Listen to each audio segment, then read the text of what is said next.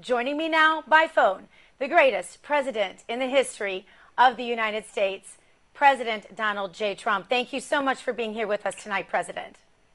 Well, thank you, Gina, very much. It's a very nice introduction, I must say.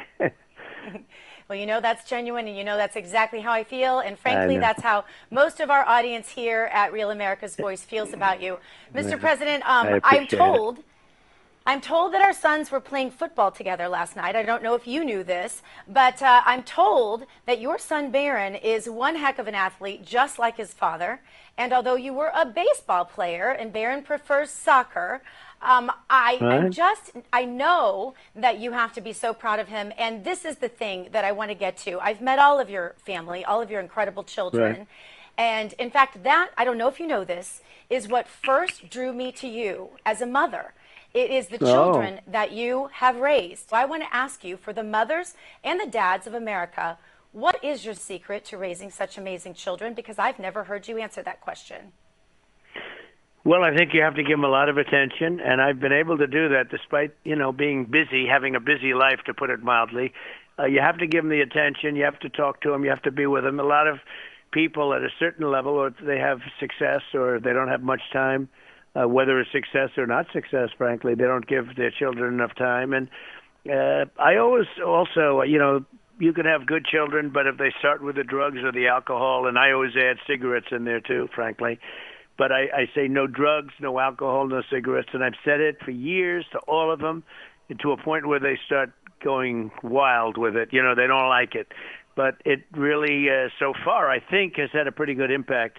But, I've seen some really great children go bad because they get hooked on drugs or alcohol, and you just can't let that happen, because once that happens, then you're dealing in a new ball game. People who I know ask me about you all the time. They ask me to tell you over and over again. I get this literally dozens, if not more, times per day. They want me to convey to you how much they love you. They give me their Purple Heart medals and ask me to give them to you. Their books they've written, their letters they've written. They so love and appreciate your sacrifice, Mr. President, and that of your family. And they want you to sincerely know how much you mean to them. Do you feel that love from the American people? And if so, I want to give you a chance on this show to respond to those who really want you to know how much you mean to them. Well, it's such a nice statement and question. The fact is that I've never felt it more than now. I think to a certain extent, when you look at a collapsing border, when you look at all of the things that I said were going to happen, they're going to take away your guns. You wait till you see what they do to the Second Amendment, and that'll be in 2 or 3 weeks. They're running roughshod. And they never said they were doing these things, although I said that's what will happen. Be careful, that's what will happen. And our leadership is not good. We don't have good leadership in the Senate, horrible leadership, in my opinion. We have no choice but to do well. And hopefully we're going to do well in the House. We're going to do well in the Senate. And then in 24, we're going to do well with that beautiful White House. Past presidents have talked about how much the weight of the office pushed them closer to God. I haven't heard you talk about your faith experience, but I feel like I saw it just kind of knowing you and watching how much the Christian community embraced you. Talk to us about your walk with the Lord during this whole entire experience of being president, and then everything you have gone through in the last couple of months. Well, I think that your expression about pushed you closer to God is a beautiful expression. I haven't heard it that way. You hear it, but you don't hear it that way. The words are beautiful because it's true. You're going through this horrible situation where, and I say it loudly, I had 2 jobs when I was president: to do a great job for the country and protect the country, and to survive, survival, because what they put us all through was just horrible, and it continues. It's just a disgrace. So to go through all that, and it continues onward and onward. But you love the country, and you love the people of the country, and you love God. It's a beautiful thing what's happened, in the sense that they get it. And you've been at rallies, and I know you go to a lot of the rallies. I see it a lot. And when you see thousands, we have 35, 40, 50,000 people sometimes, and they start screaming, "We love you, we love you." And I started thinking about it, and this has started over the last, number of months. This wasn't initially when I started. I don't remember that actually in the first campaign. We had two campaigns, so there's a great bond between the people and myself, and they know that what we're doing is right, whether it's the borders or whether it's healthcare, where we have done a great job on healthcare. So many different things. The biggest tax cut in history, regulations. What do you feel about those health passports and forced vaccinations? They're really great. And so I recommend taking it. At the same time, we have our freedoms. So I don't demand that people take them. I don't demand it. I think people should take them. I've taken it. And frankly, I feel better having taken it. But some people don't want to take it because, they don't want to take it. And that's that's also a freedom. I'd be the last person to say don't take it, but you have I recommend that people do take it.